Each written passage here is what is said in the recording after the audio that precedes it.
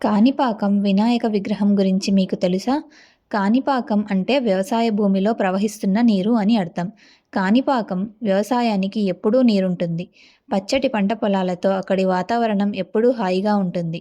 కానీ కాణిపాకం గుడి ఉన్న భూమి ఒకప్పుడు మూగ, గుడ్డి, చెవిటివారైన ముగ్గురు అన్నాదమ్ముల వ్యవసాయ భూమి. కొద్ది రోజులకు వారు వ్యవసాయ భూమిలో నీరెండిపోవటం గమనించి బావిని ఇంకొద్దిగా తవ్వితే నీరొస్తాయని తవ్వటం మొదలుపెడతారు. అలా మొదలుపెట్టగానే గట్టి రాయి తగిలి క్షణాలలో బావిలో రక్తం ఊరటం మొదలవుతుంది. ముగ్గురు అన్నదమ్ములు ఏమైందోనని గమనించగా వినాయకుని విగ్రహం కనిపించింది.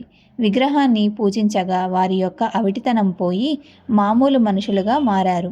ఆ విషయం గ్రామస్తులకు తెలిసి పూజించడం మొదలుపెట్టారు.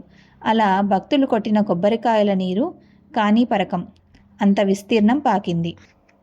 ఆ స్థలానికి కాణిపరకం అనే తమిళ పేరొచ్చింది.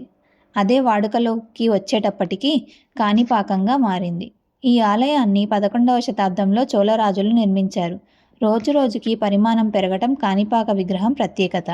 ఇప్పటికీ విగ్రహం బయటపడిన బావిలోనే ఉంది. మరో చెప్పుకోదగ్గ విశేషం ఏమిటంటే ఆ బావి నీరు ఎప్పటికీ ఎండిపోదు. అందుకే ఆ బావి నీటినే పరమ పవిత్రంగా భావించి భక్తులకు తీర్థంగా ఇస్తారు.